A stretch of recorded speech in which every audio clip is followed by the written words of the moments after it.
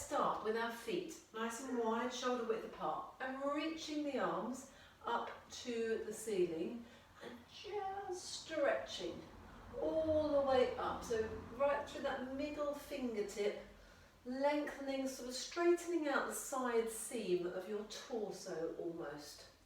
When you've done a few of those, reach up one side and then bend the knee on the same side. Push down into the floor and then swap sides. Reach up first, bend that knee, push down. So it's like I'm trying to split my torso in the middle by reaching up in opposite directions. Reach up and push down. I'm really trying to lengthen my body. And then holding both arms up, looking up to the ceiling, and we're just going to get the fingertips moving. Sort of like you're doing spiders at the top.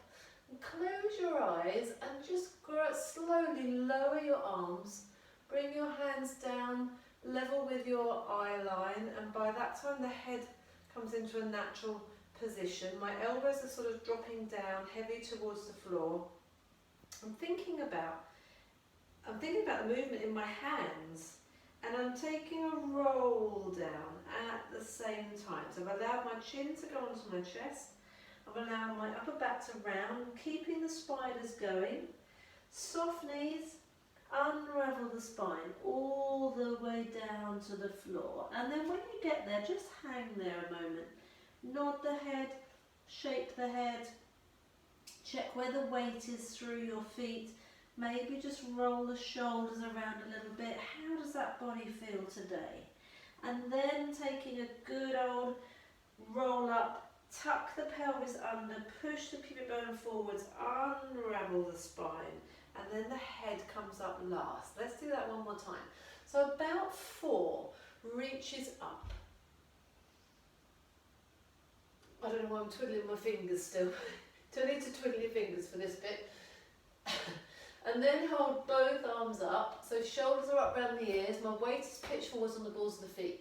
Now I'm going to go up even higher, and then I'm going to close my eyes, and I'm twiddling the fingers now. And just gently lowering the eye line, so it's level, and my head's sort of following my hands. I'm going to let my arms hang, and they're going to draw my shoulders forwards and rounded and over.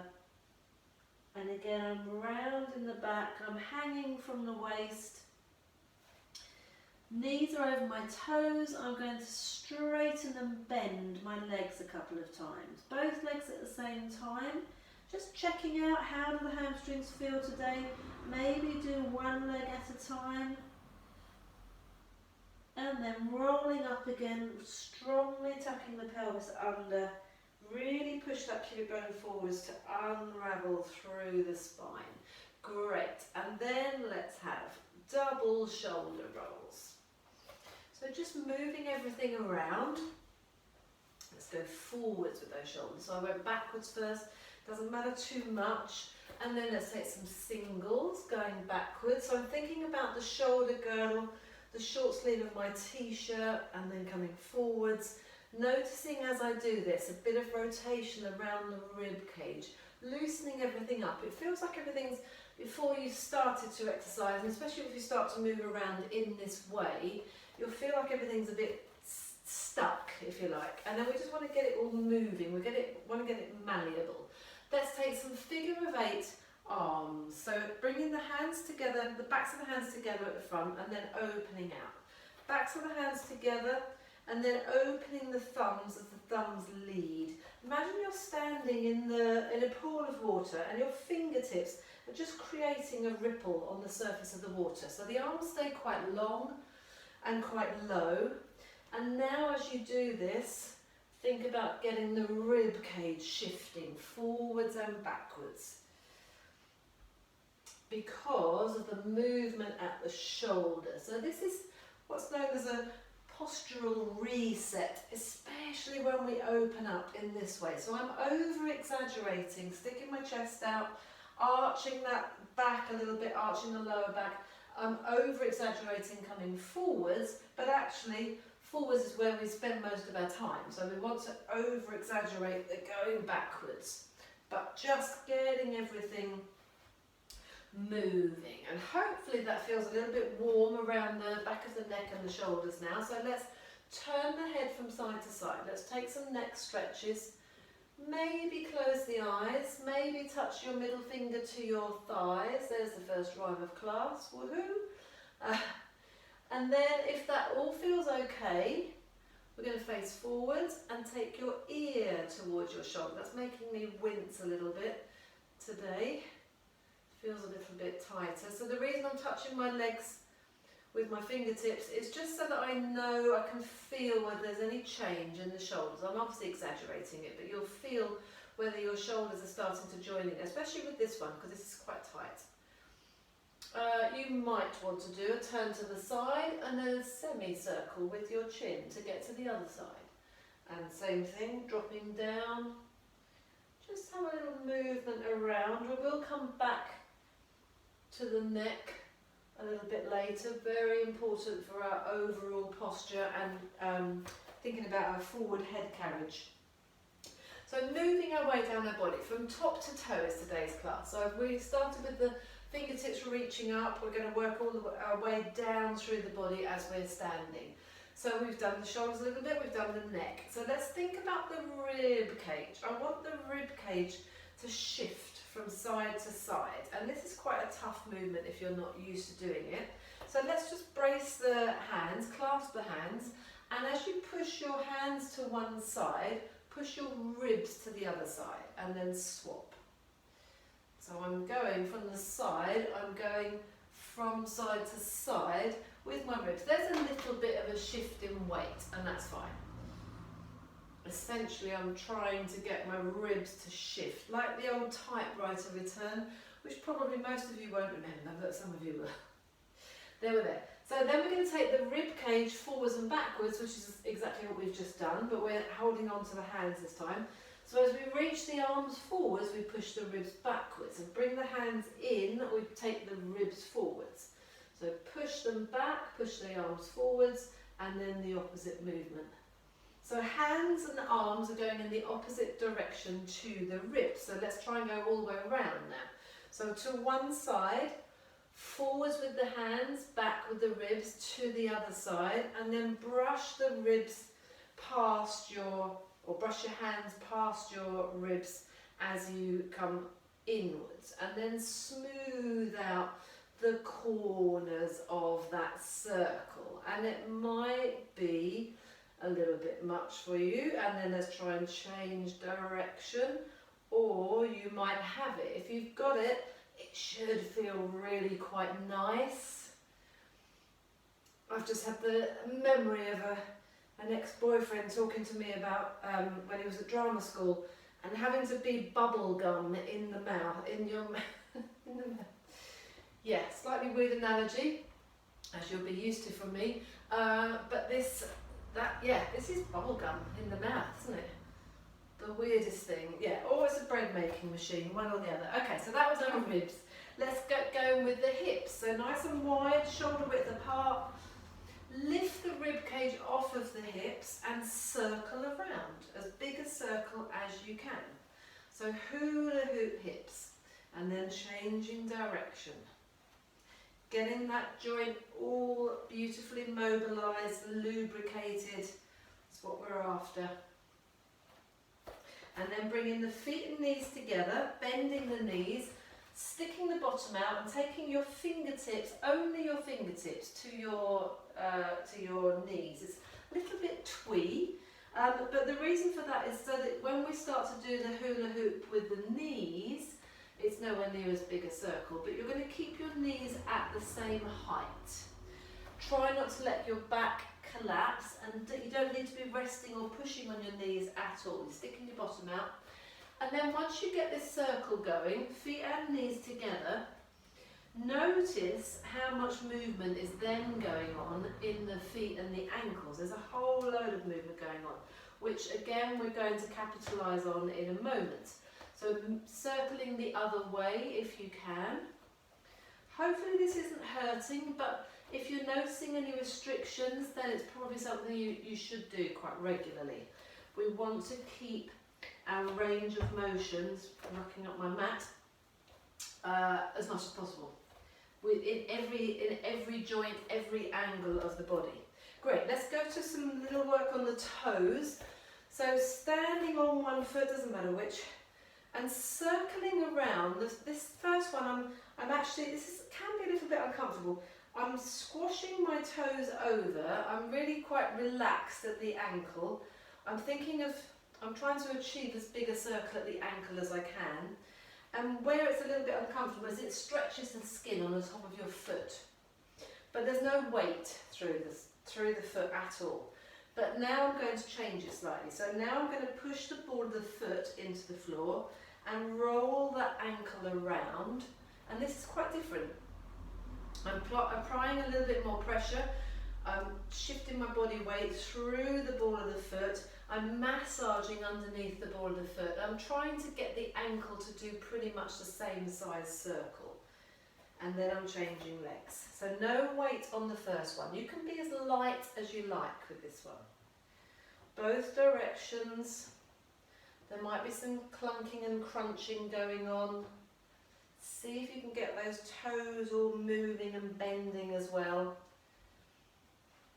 And then digging the ball of the foot in, circling around, applying a little bit more pressure.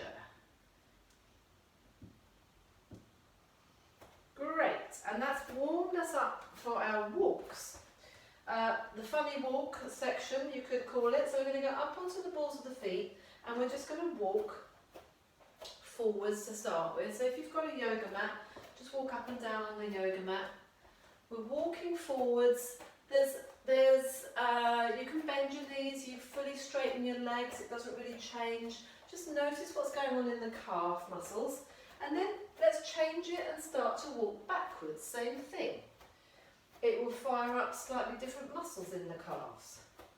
And that's good. We always want to be trying to come at everything from a slightly different angle. Oops, I've realised I'm going forwards and backwards. I'm supposed to be going backwards each time. So I'm going to turn around. Feels obviously a little bit harder on the balance. It's just generally quite weird. Let's do our next set of walks, which is on our heels all the way through. So my foot's been giving me some pain lately, but I'm finding that just doing these exercises when I'm teaching my classes it's really helping. Just getting the blood flow there. It's nowhere near as painful as it was. And top to toe, we need to think about our extremities. So this was all forwards. I've got the whole of the front of my foot off, and now I'm trying to go backwards. Much harder on the balance.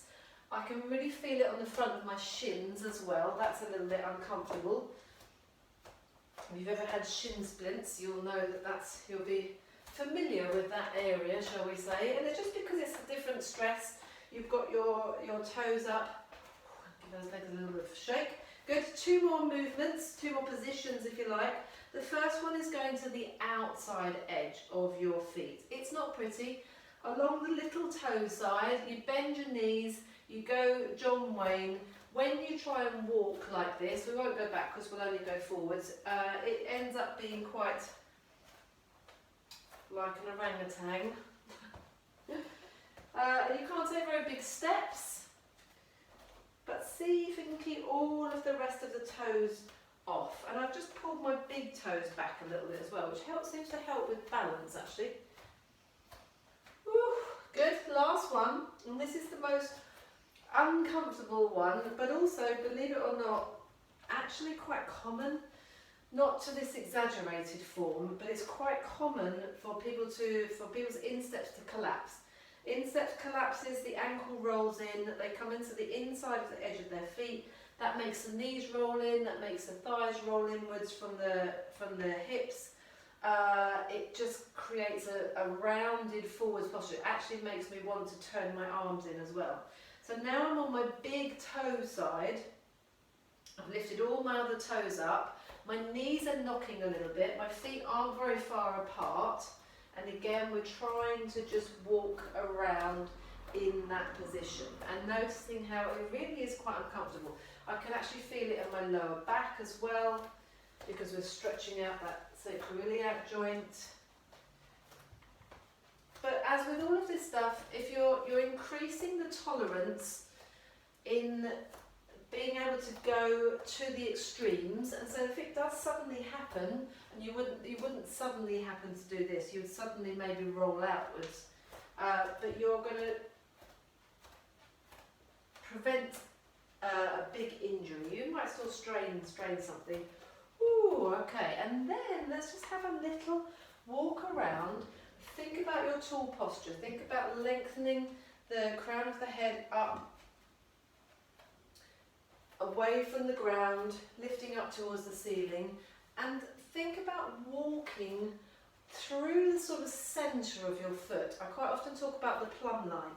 Imagine there's a plumb line through the centre of each foot, and it comes up the middle of your knee to the thigh bone. So, and then do some walks backwards as well, a bit slowly. But it actually feels quite nice now that we've gone to the awful extremes, we've gone to the uncomfortable extremes.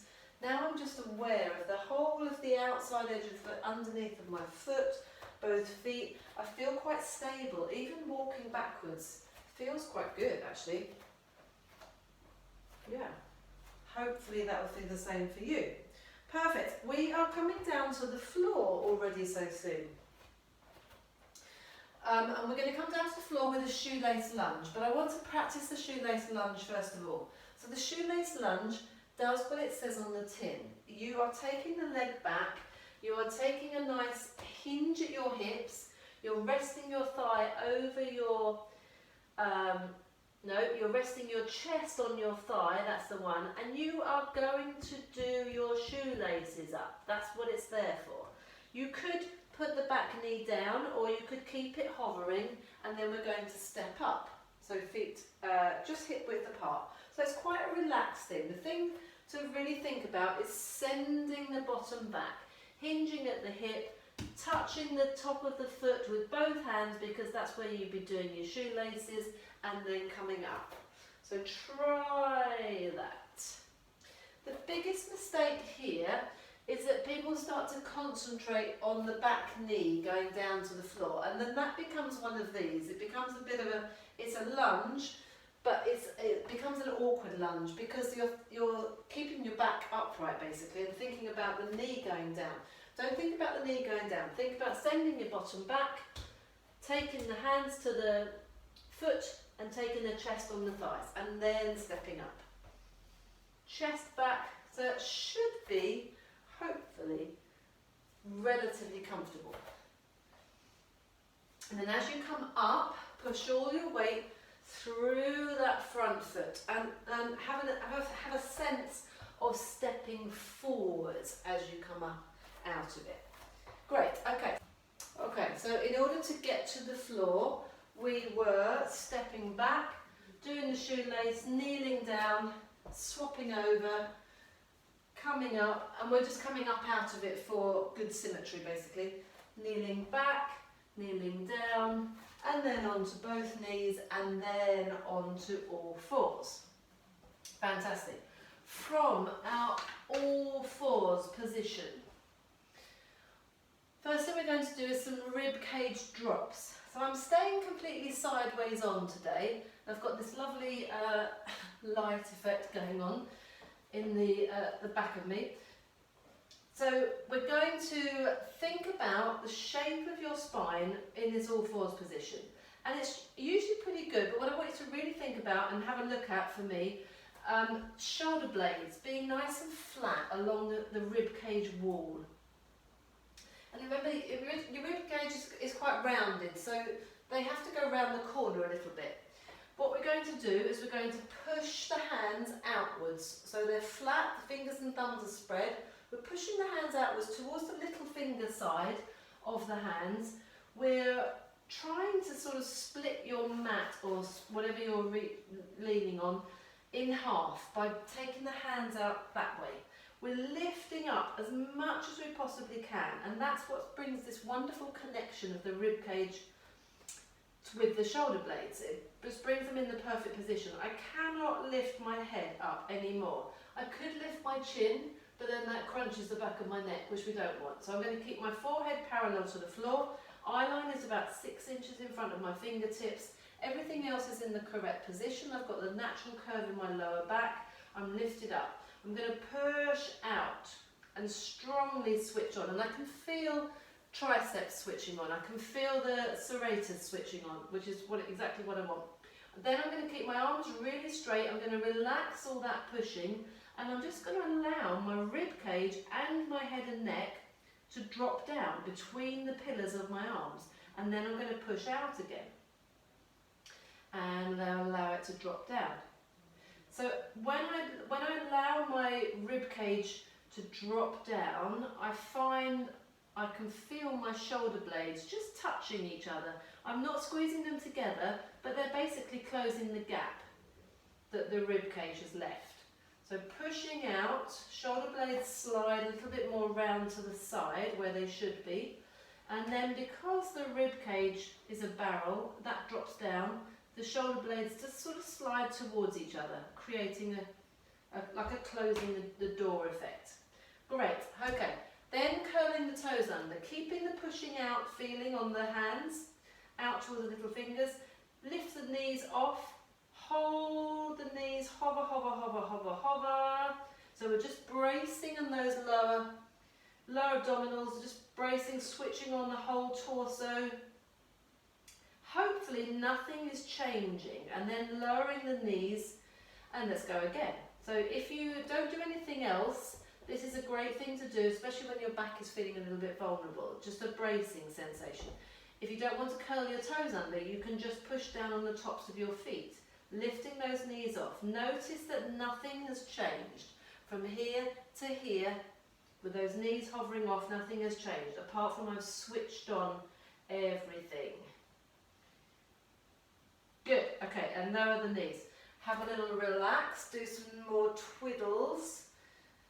Being very aware. So as we did earlier on, really get those fingers moving. So this isn't so much of a proprioception thing as we did in the very beginning. This is now more about getting some lubrication to that wrist joint. And yeah, just making it feel nice and warm, stretching out the fingers and the thumbs, getting some heat going on there.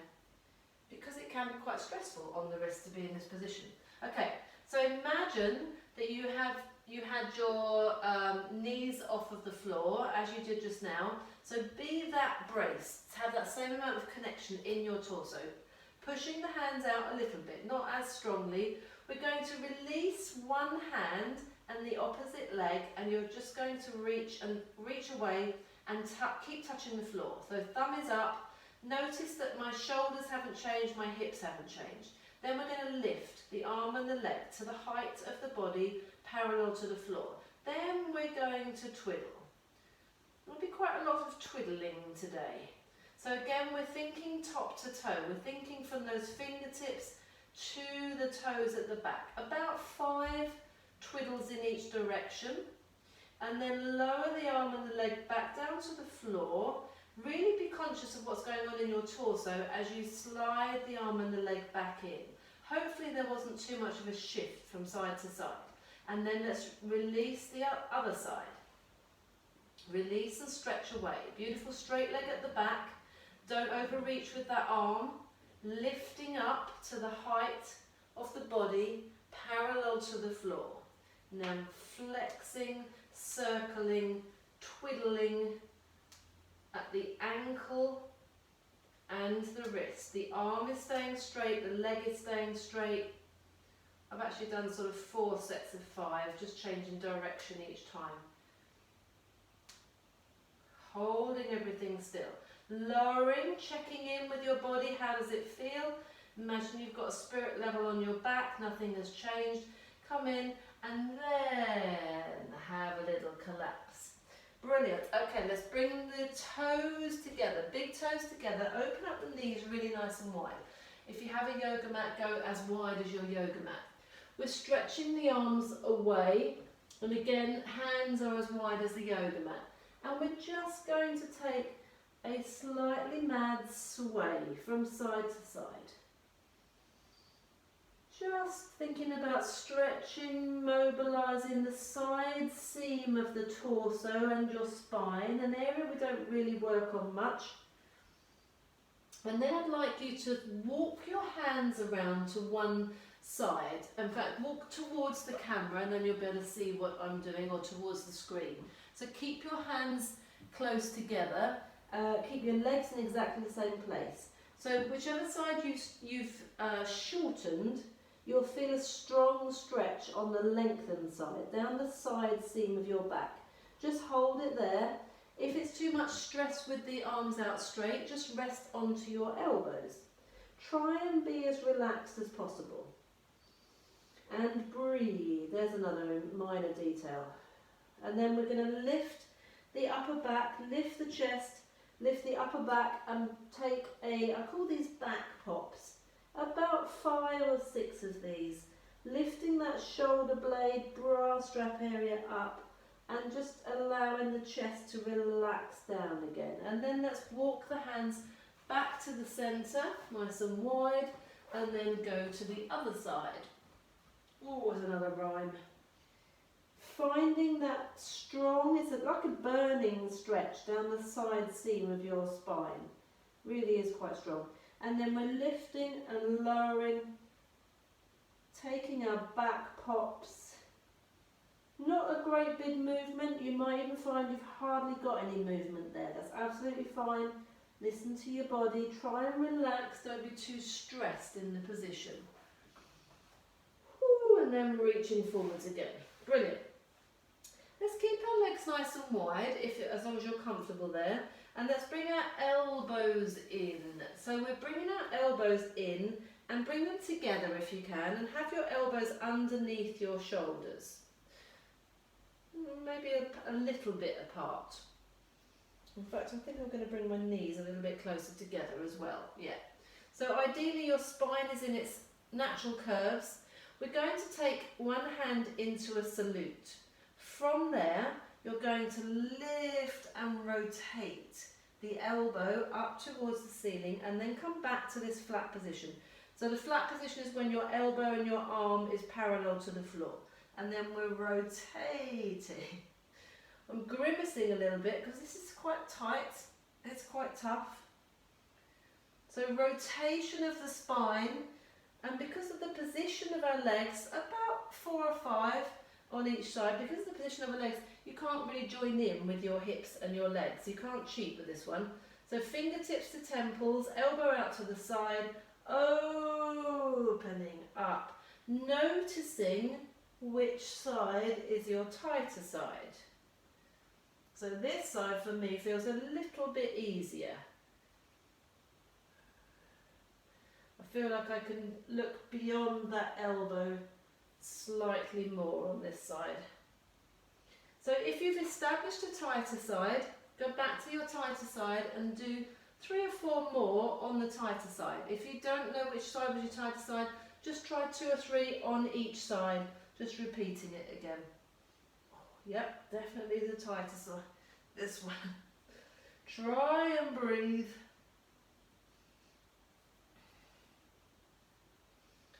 Great. And then have a little relax. Wonderful. We are going to come up into a seated position. And again, thinking about top to toe, thinking about the shapes we're making with the body. Let's start with the legs bent and sitting really upright, right up on those sit bones if you can. And then have the hands underneath the backs of your knees. Sitting as tall as possible, scooping the tummy. We're creating a C curve. And if we talk about top to toe, we're creating this curve from the top of your head all the way around your spine to your sacrum. And then it goes, the legs don't get involved in this shape. And then as you come up out of it, stay fixed in that C curve until your shoulders are above your hips, and then lengthen the spine. So now I'm lengthening the spine, top of the head up towards the ceiling, sacrum, sit bones drilling a hole down into the floor, a bit like what we did in the very first movement.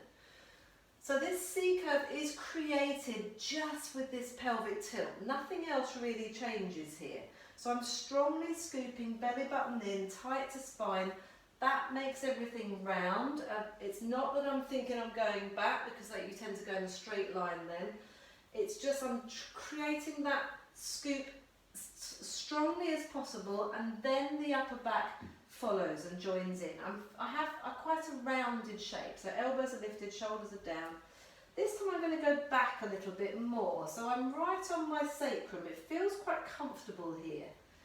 Tips of the toes are touching the floor, really scooped, and then place the feet down, round and lifting up. This time, let's think about stretching and reaching up towards the ceiling. From this spine lengthened position, legs are straight if you can. You might want to open them out a little bit wider.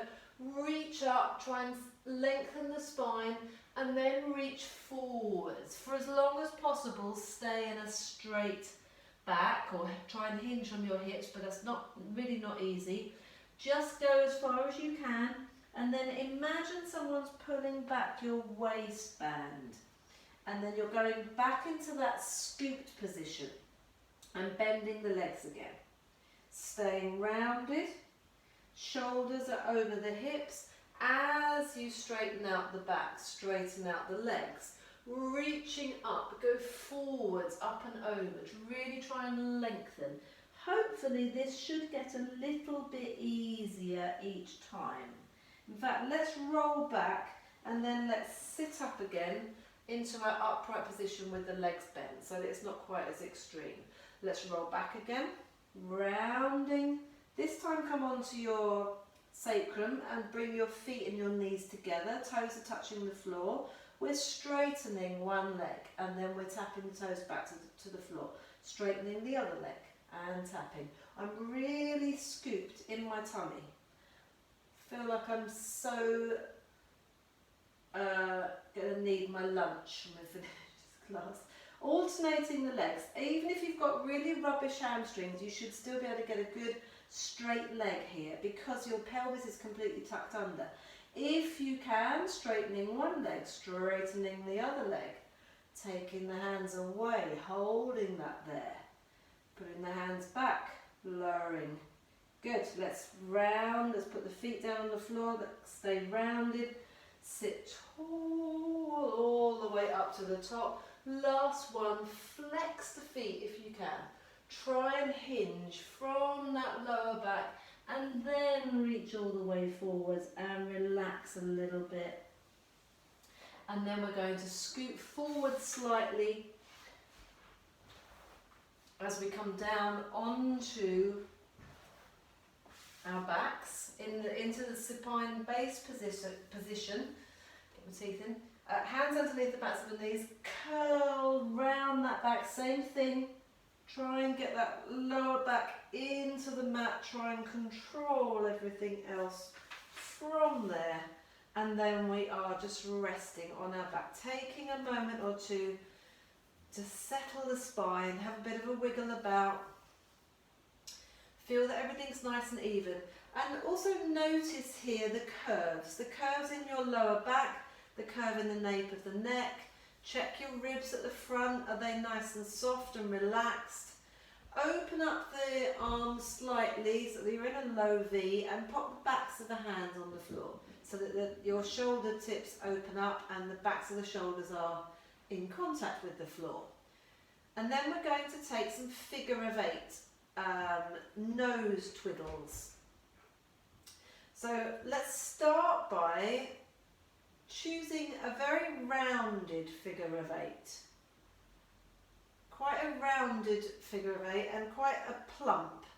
So it's quite short and rounded. And you're drawing that with your nose, leaving your back of your head to be heavy on the mat. Once you've done a few, change direction. And notice that in order to draw a rounded figure of eight, there's quite a lot of up and down movement with the head. When you've done both directions, reset yourself. Now we're going to draw a long, slim figure of 8. The figure of 8, sorry, I don't think I mentioned it, is lying on its side. If you were trying to do one that was vertical with your spine, it probably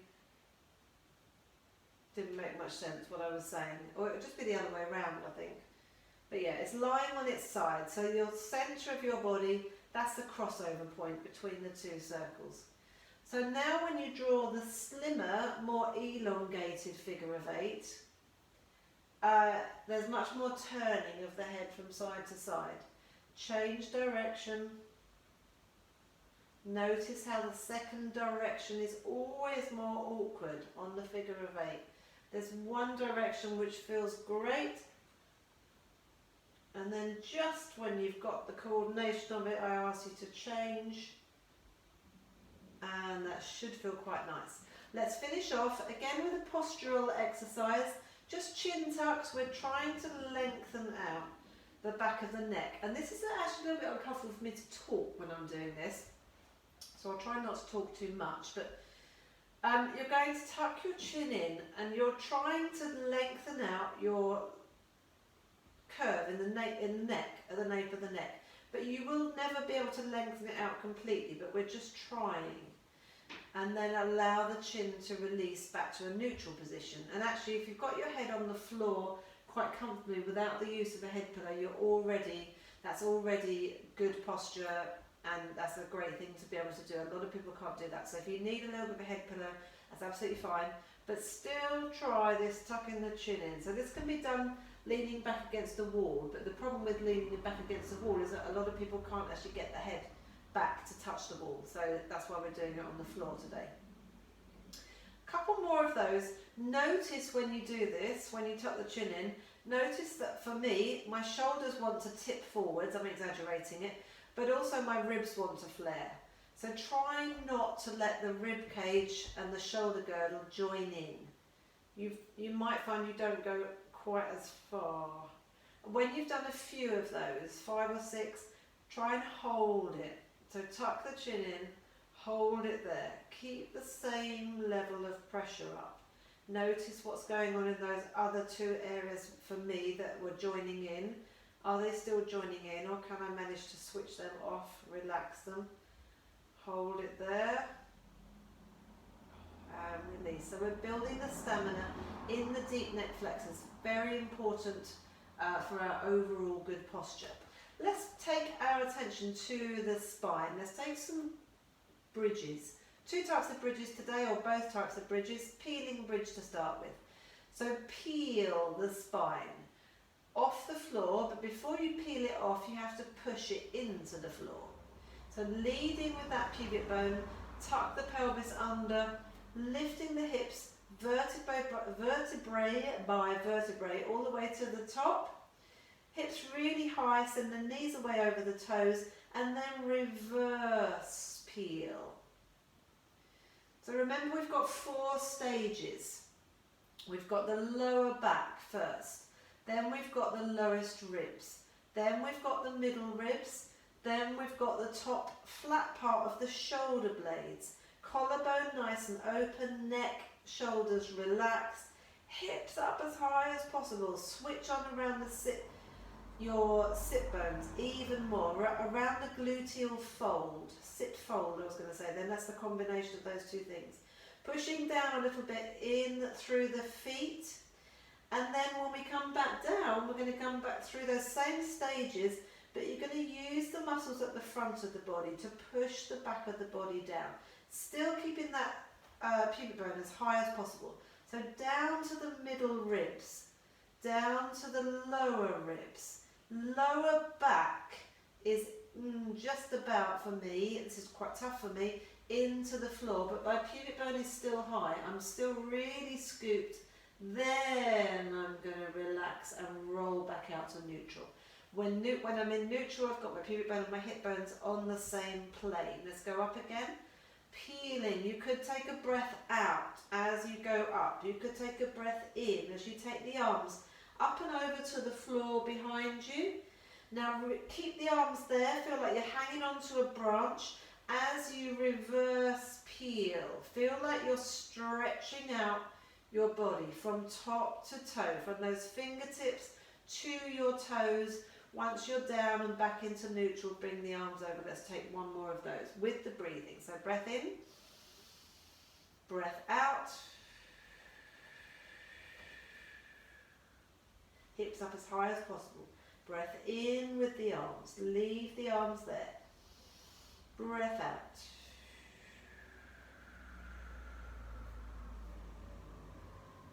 And bringing those arms over.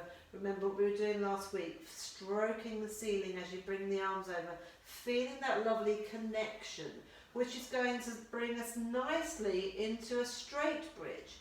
So now we've got everything connected. We're not articulating the spine. We're simply pushing down through the feet to go straight up into that bridge. Strongly connecting ribs to hips at the front, which is what we did before, but we didn't lift and lower in that same position. Pushing down through the feet, getting those hips up even higher, making sure the collarbone isn't rounding forwards, lowering with resistance, keeping the spine in that same shape, keeping the butt switched on, basically, is what I'm doing here. So it feels really strong, it feels very strengthening, it feels good. Up to the top. Great, holding the hips up there. We're going to take marching feet. We're lifting the heel of one foot, the front of the other foot, with the heel digging into the floor, the ball of the foot digging into the floor. Then we're swapping over. You put both feet flat, you swap sides. Other heel, other front of the foot. Flat, swap. Flat, heel and toes, opposite heel and toes. Keeping the hips up, no change, no rocking and rolling from side to side. Try and roll through that big toe joint, not allowing the ankles to collapse. Might find the feet start to walk away a little bit. It is called marching feet, I guess. Great, and let's finish off taking those arms up and over one more time, because we're looking for our length today. And reverse peel down and release, bring those arms over. And for me, I always want to hug my knees in at this stage. Hug my knees in, take hold of your knees like you're gripping onto two balls. And then use your arms, use your hands to move your legs around, as opposed to you moving your legs around on their own. Because we want their hip joint to be as relaxed as possible. And this, for me, when I'm taking both legs in the same direction, is a wonderful massage of my lower back. It feels like just exactly what I want to do when I've been doing the straight bridge particularly. You could circle both knees as well. In a symmetrical, going in symmetrical circles, which is mobilising the hip joint. Not so much the spine. Equally feels great. And again, hang on to those knees and use your arms to move your legs. Don't use the muscles in your legs. Be as relaxed as possible. Great. We're going to come into some abdominals. So keeping those knees hugged in, rounding the spine. I'm hanging on to my knees for dear life. My spine is really curved. I'm really scooping in my tummy. I'm going to hang on to one leg and extend the other leg away along the floor. This leg I'm pulling in, the shin is parallel to the floor. Both feet are at the same height. My spine is rounded, but I feel really strong here actually, and I am hanging on to this leg for dear life, but I feel like I've got lots of support there. Trying to get my chin onto my knee a little bit. Hug the other knee in, swap sides. Check both positions. So we've got a little bit of compression going on the hip joint of the knee that you're pulling in. Try and make sure it's nice and parallel. That shin is parallel.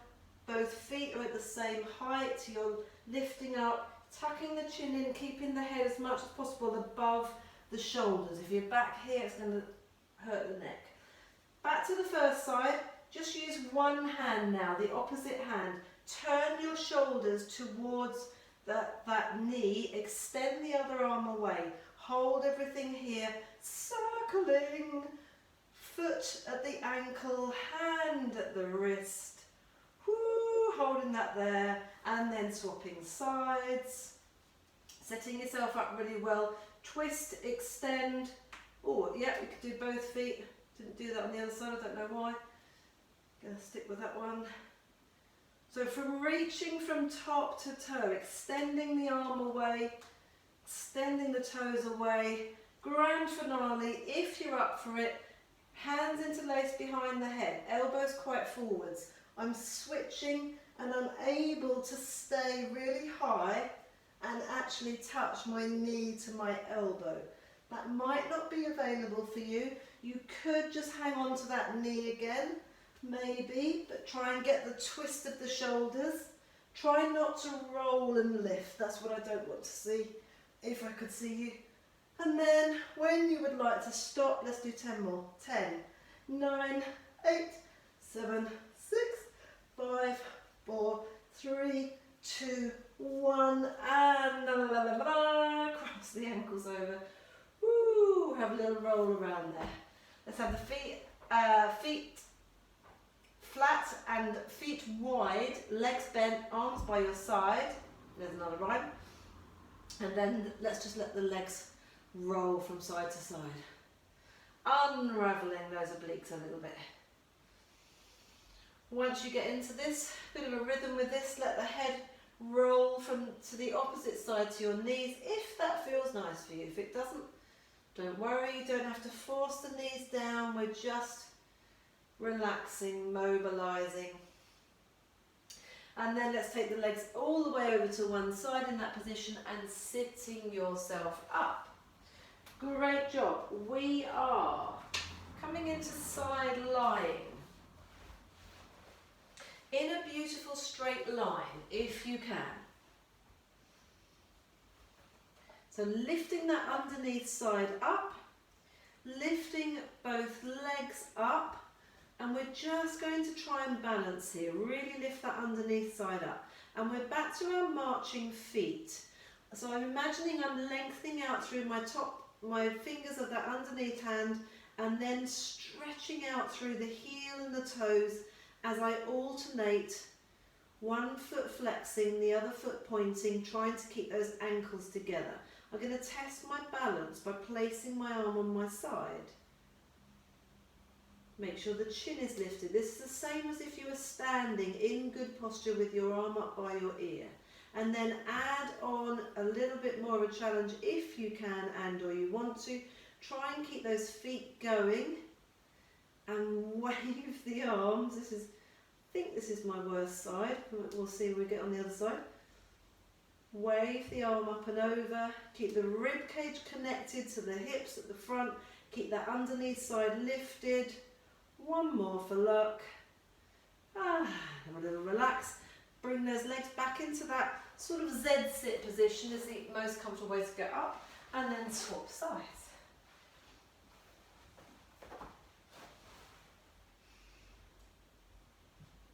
So we are, oh, my shoulder doesn't want that on this, doesn't like that on this side. So we're lying in a beautiful straight line. Lift that waist away. You can see I've got a gap now between my side, my waist and the floor. I'm working quite hard to stay there. Insteps are parallel, get the feet going. So no curly feet on this one. Can't quite see my feet. So what I mean by curly foot, a curly foot is that. So keep your instep beautifully straight. Keep that underneath leg lifted, top leg is at the height of your hip. I'm going to place my arm down my side. Yeah, the first side was definitely my more wobbly side. But there's still quite a little bit of wobbling going on, but that's absolutely fine. All firing up, everything's firing up to keep and maintain that balance. And then I'm going to add that nice arm wave, keeping the shoulder down, keeping the waist lifted. Extending my fingertips away. I just saw I had curly fingertips. We're thinking about reaching. My top hand is doing it, the moving one is doing it. Reaching fingertips and toes or heels away from each other. Well done. Bending those legs in, back into that Z sit. Come and sit yourself up for a moment. Have a little look at what we're going to do just when we're on the floor. So we're going to come down for the last exercise before we have a bit of a roll around and a wiggle about. We're going to be on our tummies and we're going to take what I call the wiping of the, in fact I'm going to come onto my knees, it just looks prettier. So we're going to wipe the backs of the hands up the side seam of the torso. You're going to come up to your armpits, past your face, extend the arms up to the ceiling, palms are facing each other. When we're lying on our tummies, at this stage we're going to push the arms, straight arms down into the floor, which will give us a bit of back extension. Then we're turning the palms out, taking like a breaststroke action to come back round. So backs of the hands up, straight arms, turn and sweep all the way around. It's a bit like the dart, and the legs are going to do what you would normally do in the dart as well. So lying down on your tummy. I'm going to put my mat this way actually. Otherwise I'm in danger of getting zoom neck. So we're lying down on the tummies, big toes together, heels dropped out to the side. So legs are rotated, completely relaxed. Backs of the hands on the floor, shoulder tips really rounded. I call these Quasimodo shoulders. Imagine from one shoulder to the other, you've created a bit of a curve there. Tip of the nose touching the floor. Make sure you've connected your rib cage to your hips, and then be conscious that you're actually pretty relaxed everywhere. Apart from, and this is a good thing, just to be able to hold the head in this position is a good thing. Apart from the bad position of your shoulders, but we're strengthening, and again we're strengthening the deep neck flexors by holding the head here, hovering it off the floor. So we're going to start with the legs. Squeeze the legs together and turn them out from the hip socket. So when I've turned out completely, both legs at the same time, by switching on the buttocks, using those rotating muscles in the hips, my heels are together, I'm pushing the backs of my knees together, my toes are on the floor but they're apart from each other. My knees are facing opposite sides of the room. Then I'm going to lift my shoulder tips up. Allow them to drop down again. Just do the shoulder tips, keep the legs where they are. 2 or 3 times. See if you can get both shoulders, the front of your shoulders, to be touching the mat at the same point. You might find that one shoulder holds back a little bit more. And then hold them up, so now the collarbone is level, parallel to the floor. Now I'm going to wipe the backs of my hands up the side seam of my torso, past my face, extending forwards. Thumbs are up, little fingers are down, my arms are really nice and straight. I'm going to draw my shoulder blades down in my back. As I open up my legs a little bit, I push my little finger side of my arms into the floor, lift my back, keep my chin tucked in. It's a little bit uncomfortable on the pubic bone, I will agree with that. Then let's go from, so I'm really quite high here. I'm going to lower, sliding my hands out a little bit until my bottom floating ribs touch the mat. I'm going to stay there with my back and my legs. I'm going to sweep the arms round this time. Palms are down, reaching the fingertips towards the feet, holding that there, and then collapsing and resetting for one more of those. So we've got switching on, activating the buttocks, using those muscles in the hips to turn the legs out in the hip socket. Heels together, toes on the floor. Lift the shoulder tips, just the once this time. And then sweep, wipe even, the arms, the hands, up the side seam, past your face, forwards, extend the arms, keep the arms nice and straight, elbows are not on the floor. As you push down a little bit on your hands, not too much, think more about using the muscles in the back, slide the shoulder blades down, open up the legs a little bit, hold that there. Can you maybe go a little bit more? and then sliding down, keeping that chin slightly tucked in. Find your lowest ribs at the front, sweep the arms round, stay there with your back. Palms are down, fingertips are reaching towards your feet. Slide those shoulder blades down in your back. And have a little relax. Well done.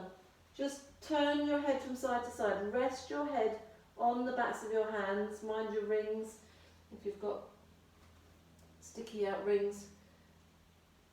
Rest that head. Ooh, that feels nice. Great job. And then coming up onto all fours for the good old wiggle about wherever you like, whatever you feel like doing today. So I'm going to start with, from all fours, some spine circles. I always feel like that feels really good in my lower back. I'm going to take some spine circles in the other direction, keeping my torso fairly strong and in the same position. Stretching, strengthening through the wrists.